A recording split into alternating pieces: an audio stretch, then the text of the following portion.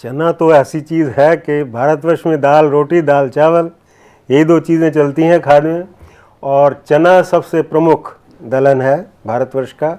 और ऐसा हो ही नहीं सकता कि जो भारतीय है, चाहे वो शहर में रहता हो चाहे गांव में रहता हो, चने का प्रयोग ना करे। और चने का प्रयोग तो अब विदेशों में भी शुरू हो गया, क्योंकि चने से बने हुए पदार्थ भारत से बाहर जाने लगे हैं, स्नैक्स जिनको बोलते हैं।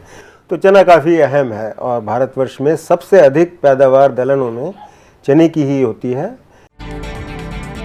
जब हम किस्मों की बात करते हैं, वैरायटीज़ की बात करते हैं, बीज की बात करते हैं, तो उसमें ये देखना होता है कि अगर हम उत्तर भारत में हैं तो हमारे को कुछ ऐसी बीमारियां हैं जिनसे अवरोधी किस्मों का बीज प्रयोग किया जाए।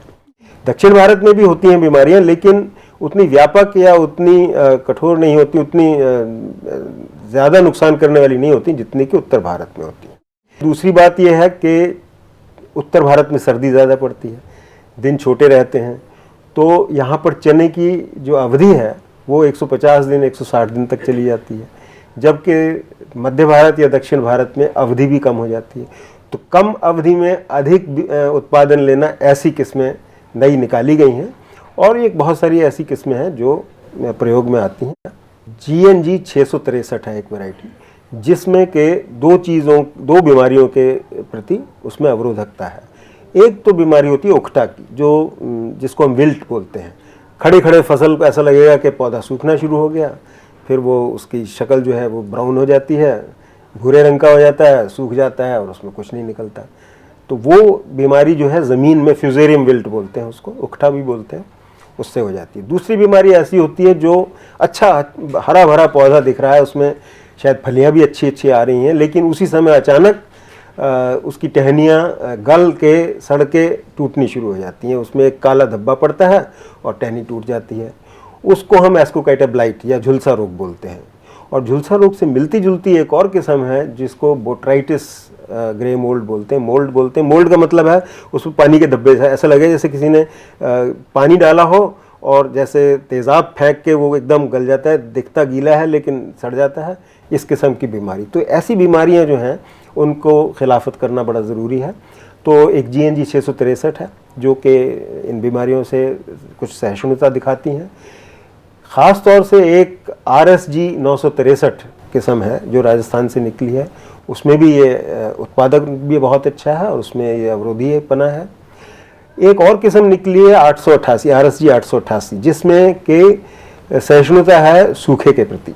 अगर बारिश ना भी हो तो भी ये अच्छी पैदावार दे जाता है।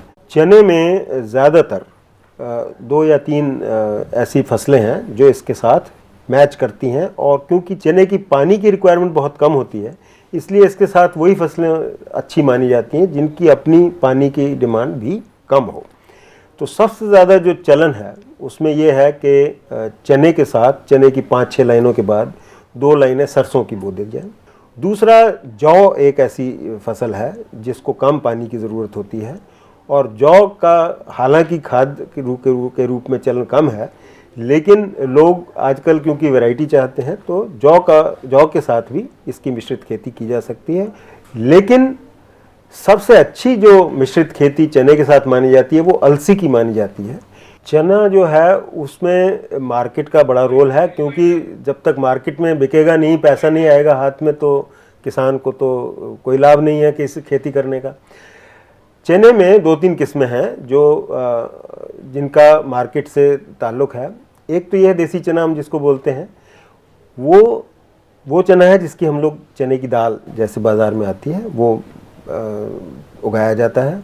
एक काबली चना होता है जो साबुत सफ़ेद होता है, उसको साबुत पकाया जाता है। और एक तीसरी किस्म है चने की जो हम लोग भून के भूंजे, जो जैसे सैंड बाथ में उसको फूले की तरह गर्म करके पका के उसको खाया जाता है, जो चबैना कहलाता है, सूखा खाया जाता है। तो 3 तरह के चने होते हैं। जो भून के खाया जाता है उसमें थोड़ा चने का अगर दाने का साइज़ बड़ा है तो वो अच्छा माना जाता है, उसकी अच्छी कीमत मिलती है। देसी चने में बहुत ज़्यादा वैरायटी नहीं है, उसमें मिलिंग क्वालिटी जो है वो अच्छी मानी जाती है। अगर मिलिंग नहीं है, बहुत छोटा चना है, तो उसमें उसका छिलका बहुत ज़्यादा निकल जाएगा, दाल छोटी निकलेगी, तो छोटा चना भी अच्छा नहीं माना जाता, दरमियाने साइज़ का हो, इसकी दाल आसानी से निकल आए, वो अच्छा माना जाता है। और काबुली चना ऐसा है जो बहुत पैदा नहीं होता हिंदुस्तान में, लेकिन अब नई किस्में आ गई हैं जिनके द्वारा हरियाणा काबुली चना नंबर 1 है, पंजाब की एक काबुली चने की वैरायटीज़ हर यूनिवर्सिटी से आ रही हैं। तो ये देख कर के बाज़ार में किस चीज़ पर कितनी दूर है, किस भाव बिक जाएगा, वो किसान अपनी डिसाइड कर सकते हैं। लेकिन तीनों तरह के जो चने हैं उनकी मार्केट है, किसान को डरने की आवश्यकता नहीं है। देखिए ग्रीन टीवी यूट्यूब पर भी, बस सब्सक्राइब करें और बेल आइकन दबाएं।